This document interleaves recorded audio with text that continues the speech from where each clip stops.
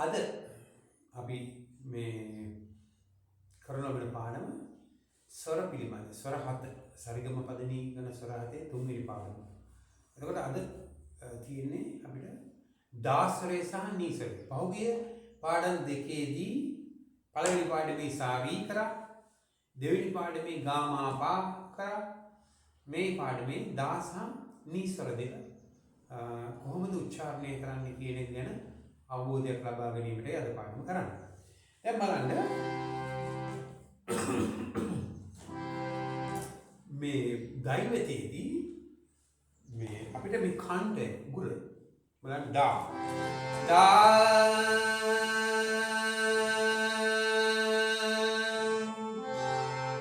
ताल उपयोग ताल अंटे ताल ඊළඟට හෘදයට අවශ්‍යයි.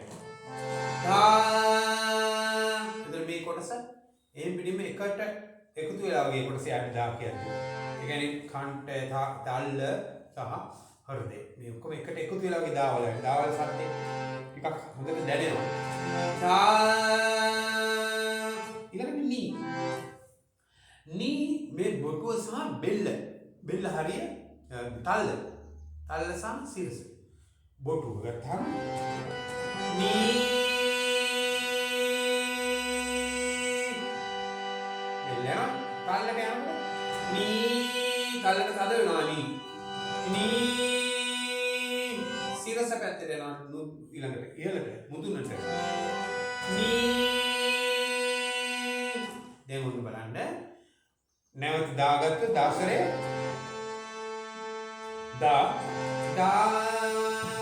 කන්ට උගුර හරියට තල්ල හෘදය නැවත නී ගත්තාම බොටුව සහ තල්ල බොටුව ගත්ත නී තල්ල නී හෘදය සිරස නී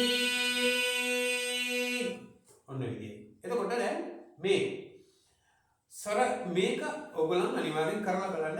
එතකොට ඔයගොල්ලන් දැනෙන්නේ මේකේ තියෙන වෙනස මේක. දැන් වෙනස කියන්නේ අපි ස්වරයක් ගායනා කරන්නේ අවබෝධයකින් නෙමෙයි සමහරවිට. ගීතයක භාවය ඇති කරගන්න. ඒ කියන්නේ ඒ ගීතයේ තියෙන සම්පූර්ණ රසය කෙනෙකුට දෙන්නට නම් මේ හඬ අපි නියමාකාර නිකුත් කරනවා. ඒ කියන්නේ මේ හඬවල් සකස් වෙලා තියෙන්නේ මිනිස් කනට ඉතාම මිහිරි හඬවල් තෝරගෙන මේ ස්වර හදලා තියෙන්නේ. එතකොට මේක විශ්වයේ දේවල් එක සම්බන්ධ කරගෙනයි තියෙන්නේ. ඒ නිසා ඒ හා සම්බන්ධ වෙන විදිහට විශ්වය හා මේ හඬවල් එක්ක සම්බන්ධ වෙන විදිහට තමගේ හඬ පුහුණු කරන්න. ඒක තමයි ක්‍රමය. එතකොට තමයි දැනෙන්නේ අනිත්. නිකම් සාරී ගාමා පාදානි නීදා පාමා ගරේ සාපම කියන තුව හොඳට බාරත් කරලා පුරුදු වෙලා සරේ හයියෙන් කියන්නේ කැත වුණාට කමන්නේ. ඒ පාඩම ඉස්සරහට යනවා. මොකද ඒ කියන්නේ ඒ ලාලිත්‍යය නැති කරගන්න හැටි එහෙම නැත්නම් කොහොමද මේ හැඟීම් දැනෙන විදිහට කියන හැටි ඒව පිළිබඳ පසුව විග්‍රහ කරනවා. නමුත් මේ දැන් මේක ෆවුන්ඩේෂන් එකක් දානකොට මේ තින්ත දානවා වගේ නෙමෙයි ගල් දානවා දරබඩ ගාලා සද්ද වෙනවා ඒ වගේ එකක් තමයි මේ දැන් කරන්නේ. ඒ නිසා එහෙම නිකන් ලොකු සද්ද කරන්න ඕනේ නැහැ. මම කියන්නේ මේක ටිකක් කරකශයි වගේ දැනේ මුලදී. නමුත් මේක තමයි ස්වරය පිටවා ගැනීම. ඒ නිසා මේකට පොඩ්ඩක් මහන්සි වෙන්න.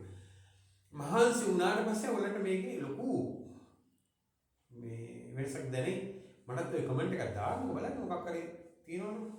දැන් බලන්න මේ ස්වර දැන් දාසරේ ගත්තොත් අපි ස්වර ස්ථාපන ගීතය අඳු බලාතරේ තුරුවතුනේ සා සා ගා ගා රේ ගා මගේ මුලේ දෙනවා දැන් සසා ගා ගා සා සා ගා ගා රේ ගා ඔයගොල්ලන්ගේ ඉස්සර හරියට කරලා තියෙනවා නම් ඔන්න දැන් ආව වෙනවා සා සා සා ගා ගා රේ ගා සා සා රේ ගා සාරි ගා මා ගා රේ සා ආ දා පා මා පා මා ගා මා ගා රේ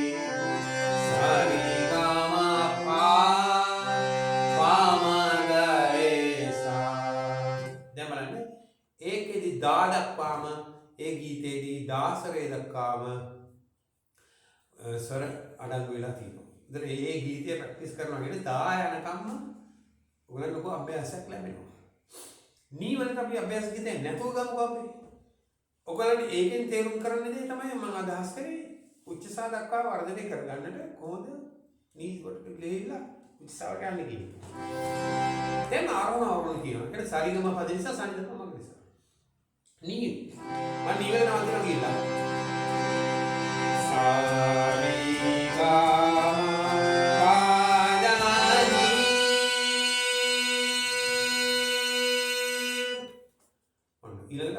තව එක අඩියක් තියෙන උච්චසාවට.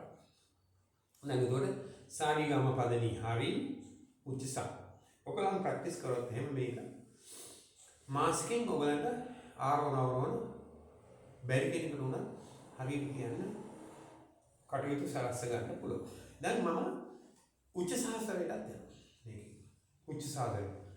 මෙතනදී අපේ හුස්ම භාවිතා කරන විදිහ. අපි හුස්ම භාවිතා කරන්නේ කොහොමද? සාරිගාමා කියන ස්වර හතරට එක හුස්ම. පාදානිසා කියන ස්වර හතරට තවත් හුස්ම. සානිදාපා තවත් හුස්මක් මාගාරිසා. බලන්න.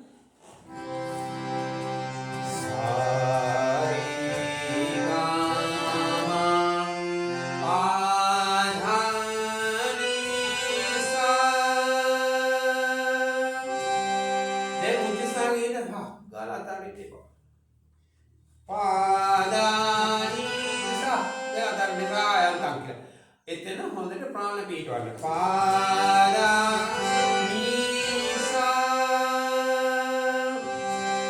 අන්න භාවය ඇති වෙන්නේ එතකොටයි. සානිදාපා මාගාරේසා. දැන් එක දිගට බලන්න. සර් කියන හැටි අරනවරන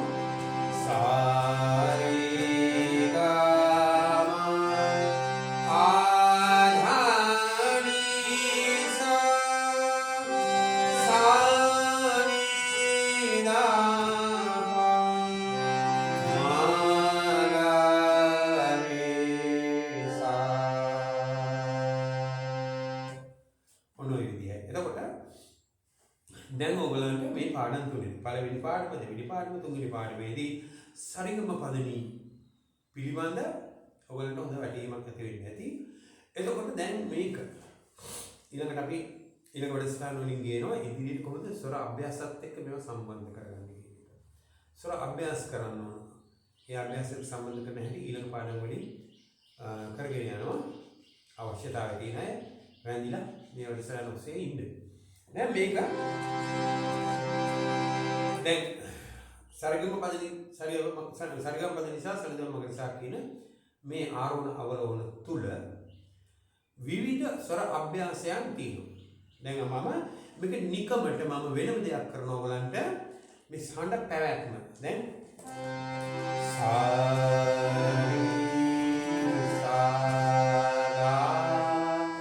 සාවලිදල රීවලට හඬ පවත්වන සාවලිදල ගාවට හඬ පවත්වන ඒ විදිහට ඉදිරියට යනවා බලන්න.